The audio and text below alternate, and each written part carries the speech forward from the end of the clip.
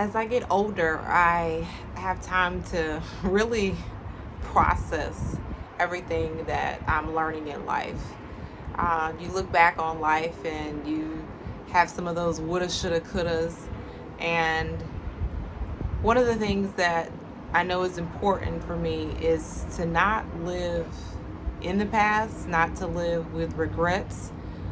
But there is value in seeing how maybe some of the things you did in the past, you can make sure that you don't make those same maybe lapses in judgment moving forward or in your present. And one of the things that I think is very powerful for me is to not take advice from people who have not done what you're trying to do, who have not gone where you're trying to go. People will oftentimes give you advice and say, if I were you, I think you should, but that's just it. You're not me. And you haven't done, and you don't know. And a lot of times you're speaking from, or you hear people, or you get information from people speaking from kind of like made up or hypotheticals. So I just want to encourage and share with somebody today that before you take information, advice from anybody, be discerning of who that information is coming from and what that person has done in their life, what they've built, what they've accomplished, what they've gone through, and maybe recognize that sometimes people are speaking out of fear or their own insecurities, and they don't even know what they're talking about.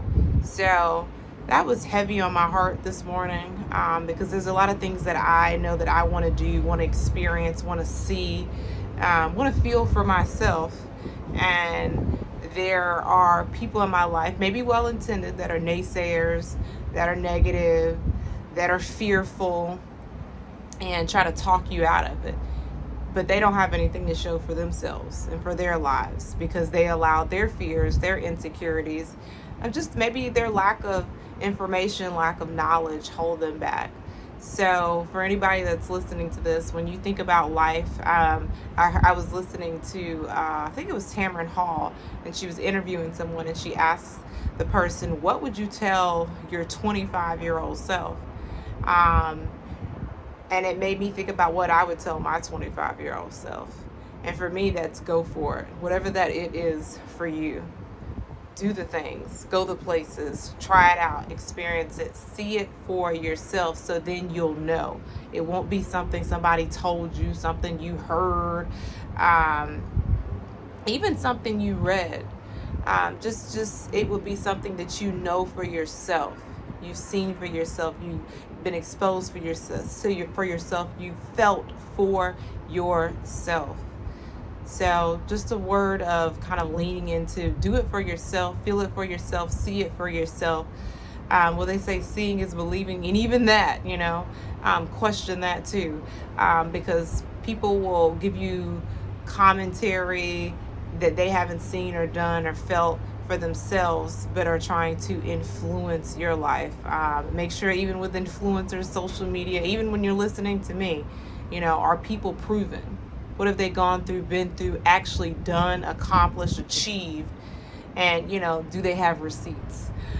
So just sharing that with anybody who's thinking about, like, how do I move forward when I'm listening to or getting information from someone who I'm not sure about. I don't know if they know what they're telling me about, what they're talking about, or if they're steering me in the right direction. Just remember and ask this to yourself, and ask this about whomever you're receiving the information from.